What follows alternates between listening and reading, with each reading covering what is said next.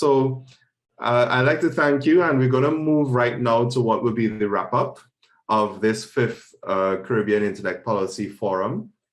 We really had two wonderful days of very, very, how should I say this? Very instructive conversations and deliberations as to what we need to think about in addressing digital transformation. On the one hand, that was the focal point of day one's roundtable discussions. And then today, when we address the security concerns, because it would be rather foolhardy to think about digital transformation without significantly looking at the environment in which we're in, the need to safeguard those investments in digital transformation, and the need to think about the future. The pandemic has been both a blessing and a curse when it comes to the use of digital technologies.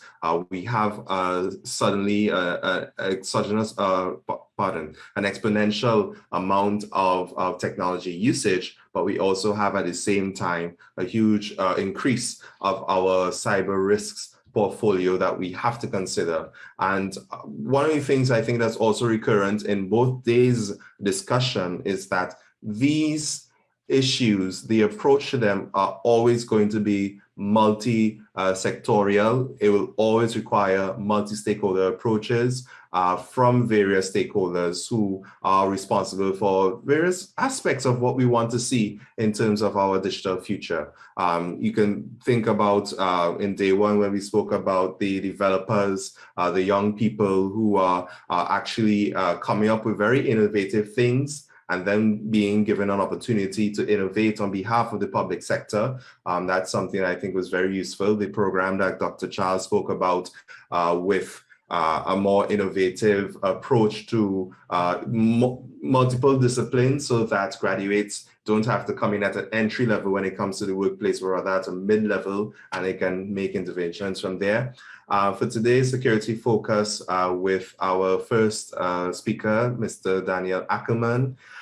Daniel really unpacked what would have been some key concerns for us here within the hemisphere. Not just the definition of the substantive criminal laws, but he also spoke about the need for further capacity building, the need for enhanced cooperation. And one of the messages that he mentioned here a couple of times, the need for law enforcement to do a bit of outreach when it comes to cyber crimes and cyber criminality, the risk factor, the reputation factor really spins that issue on its head when it comes to victims of cybercrime not willing to come forward and express that they have been a victim and not getting the appropriate level of redress that is required. Today as well, with the first roundtable, I would say that we had a very useful amount of inputs from our three experts. Sean Osepa from the Internet Society, Carrie-Ann Barrett from OAS-CICTE, and Sean Fouché from the Ministry of National Security, Trinidad and Tobago. I would say collectively that they broke down the pillars of what their institutions focus on in conducting effective cybersecurity. And it was evident, they also addressed the issue of evident and inherent risks to not investing properly in cybersecurity. Practices that are required across all institutions to identify and mitigate cyber risk. Some of the lessons learned from that first panel would have looked at developing greater trust communities or safe spaces for companies, for digital players to be able to really unpack and to meet that issue of reputation, of the fear of not wanting to come forward. Shernan gave a wonderful analogy of a CISA being like a fire brigade. That's while you may need to focus on fire brigade, you ideally would not want to see the fire brigade. And therefore there needs to be a great thrust on what will be securing infrastructure beforehand. And then our panel just now with Rishi giving us a bit of the imperatives behind data protection and how that has shifted in today's digital world. The idea of devices being always on and always listening, and the idea that we as users, we're becoming more aware of the data that we are divulging unknowingly, and the initiatives are happening to really safeguard our personal data. Personal data is no longer the traditional PII, personal identifying information that we had in our mind, but using new standards like the GDPR, it could be anything that can be used to identify who we are. And Raquel giving us the pre, during, and post deliberation or debate around the Marco survey has been also very, very useful for all of us to understand in how we come up with effective and appropriate enabling policies and legislations for our Caribbean digital space. I have spoken a lot. I'd like to thank you all for your attendance with us over the last 2 days. I'd like to also, at this point in time, hand over to one of the co-organizers, Mr. Nigel Cassimire, who will also share some of his closing remarks. Yes, thank you very much, Kevon.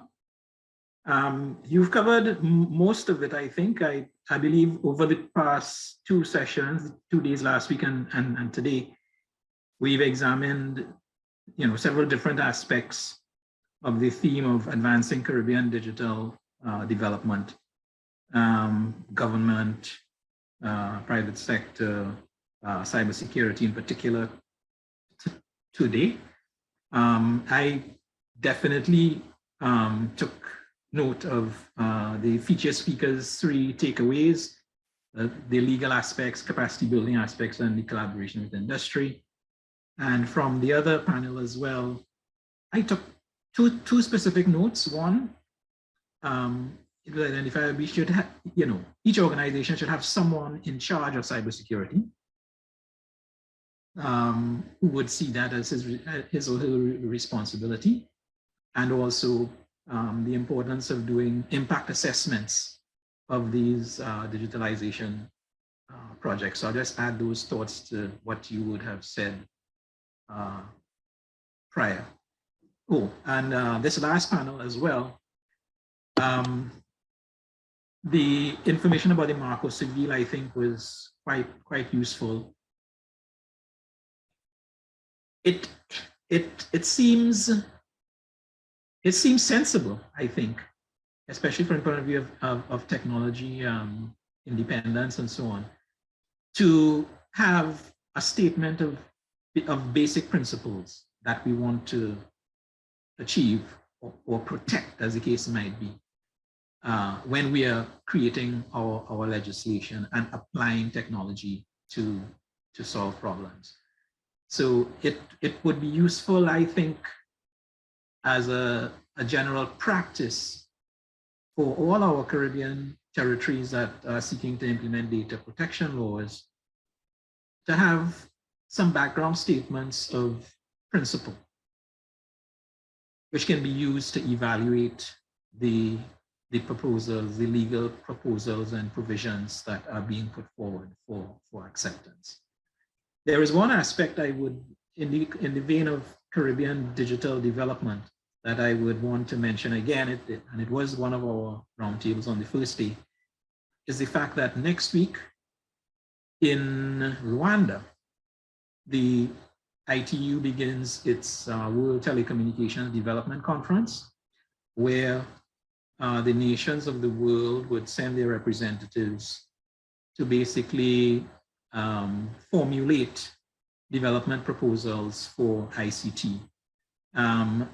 This particular WTDC, though, also has a special element which they call Partner to Connect, which puts into practice the principle mentioned by our feature speaker today about collaboration with industry.